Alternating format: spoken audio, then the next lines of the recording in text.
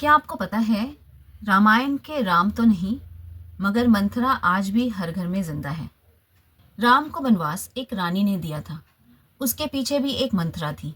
आज के जीवन में भी किसी न किसी के लाइफ में एक मंथरा तो है ही।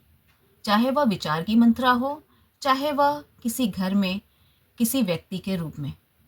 मंथरा ने तलवार नहीं उठाई थी, उसने सिर्फ कान भरे थे और इतिहास बदल गया था। नमस्ते, welcome to journey to shine. I am Manjari Verma.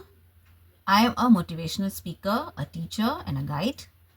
आज मैं जिस विषय पे चिंतन कर रही हूँ, आज के परिप्रेक्ष्य में भी देखें तो वह बिल्कुल सही है।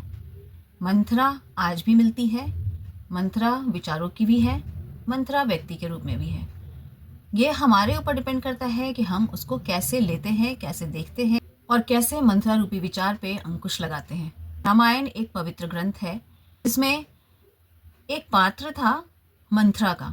मंथरा कोई राजा नहीं, कोई रानी नहीं थी, फिर भी उसकी सोच जहरीली, बातों में जलन और शब्दों में आग थी। कैकई माता एक अच्छी पत्नी, एक अच्छी माँ थी, मगर बहकावे में आकर गलत कानों से सुनकर सब कुछ खो बैठी। हम अक्सर देखते हैं ऐसी कई मंथरा हैं जिन्होंने न जाने कितनों का घर बर्बाद कर दिया है। मंथरा कभी तलवार से, कभी सामने से वार नहीं करती। वह तो अपना बनकर आपका नींद चैन सब चुरा लेती है। वह कभी आपकी दोस्त, कभी आपके रिश्तेदार और कभी कभी आपकी सोच बनकर भी आती है। दोस्तों और रिश्तेदारों के रूप में जब आती है तो आप दोस्तों से दूर हो जाते हैं, रिश्तेदारों से दूर हो जाते हैं, रिश्तों में दूरियां आ जाती है, कड़वाहट आ जाती है। और अगर आपकी सोच बनकर आती है तो आप अपने लक्ष्य से भटक जाते हैं, आप अपने लक्ष्य से दूर हो जाते हैं। राम का वनवास तो 14 साल का था, लेकिन कैकई का पछतावा जीवन भर का था। अगर आप भी ऐसे किसी मंथरा रूपी विचार से या किसी मंथरा रूपी व्यक्ति से जूझ रहे हैं तो आप सोच सकते हैं कि आप अपने जीवन में क्या चाहते हैं। आप अपने जीवन में शांति चाहते हैं या अशांति चाहते हैं। सवाल ये है कि आपके बीच भी अगर कोई मंथरा रूपी व्यक्ति है या विचार है तो आप किसकी सुन रहे हो।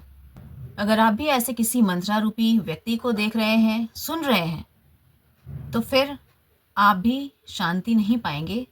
आपको भी पछतावे के आग में बाद में जलना ही पड़ेगा।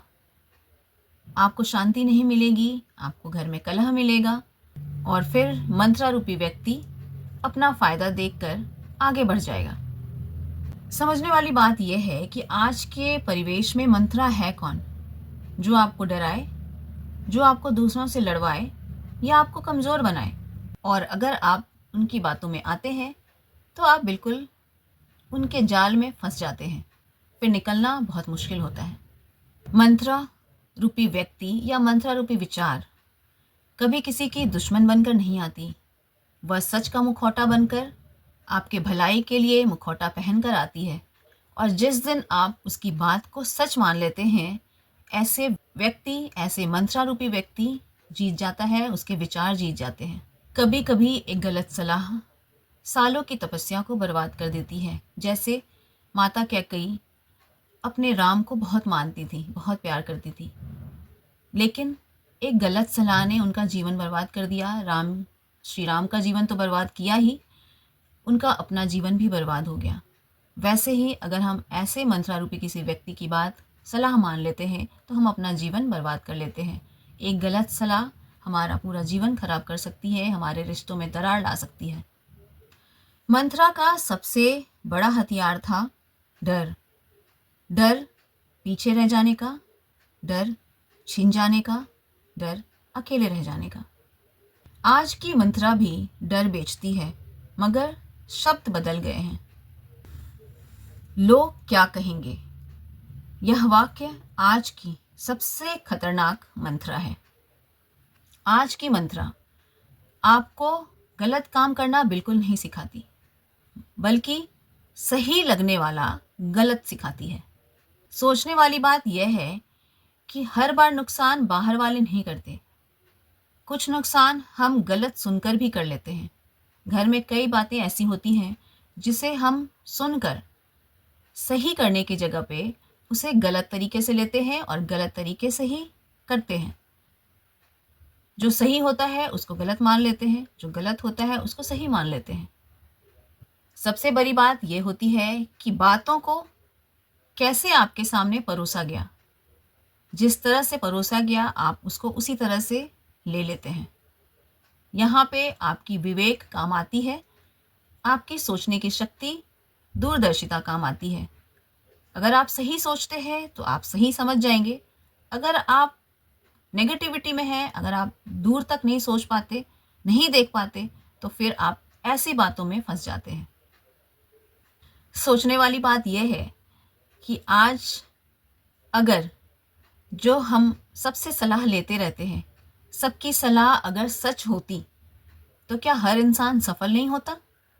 तो इससे हमें क्या समझ में आया? जो आपकी शांति छीन ले, जो आपको आपके रिश्तों से लड़वा दे, जो आपको खुद से लड़वा दे, जो आपके विचारों को बदल दे, वही मंत्र है।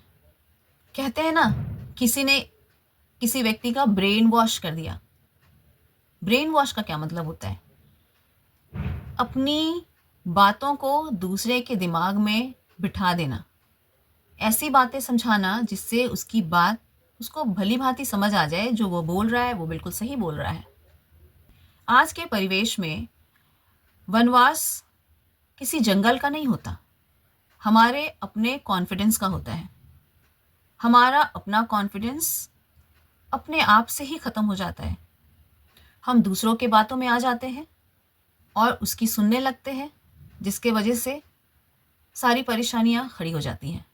हर इंसान के लाइफ में एक टाइम ऐसा होता है जहां उसे डिसाइड करना होता है कि उसे कैकई बनना है कि राम बनना है।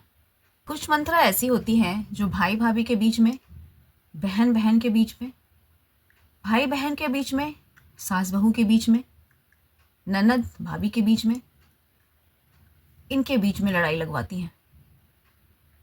आप कितने समझदार हैं, आप कैसे इन मंत्राओं के विचारों से, इनके वाक्यों से आप बच सकते हैं, ये आपके अपने विचार पे, आपके अपने विवेक पे डिपेंड करता है। अगर आपने अपना विवेक यूज़ नहीं किया तो रिश्ते खराब हो जाते हैं। तो समझदारी से काम लेना, और समझदारी ही ऐसे समय पे काम आती है।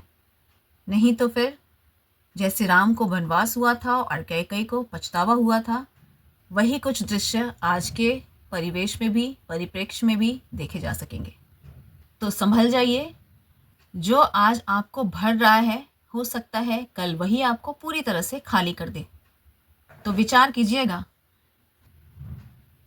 उम्मीद करती हूँ मेरा यह वीडियो आप सबको ज़रूर अच्छा लगा होगा। अगर आप मेरे इस वीडियो से, मेरे इस विचार से थोड़े भी सहमत होते हैं तो मेरे इस चैनल को ज़रूर सब्सक्राइब करें, लाइक एंड शेयर भी करें। मिलती हूँ जल्दी ही नेक्स्ट वीडियो में नए थॉट के साथ। तब तक के लिए bye and thanks for watching.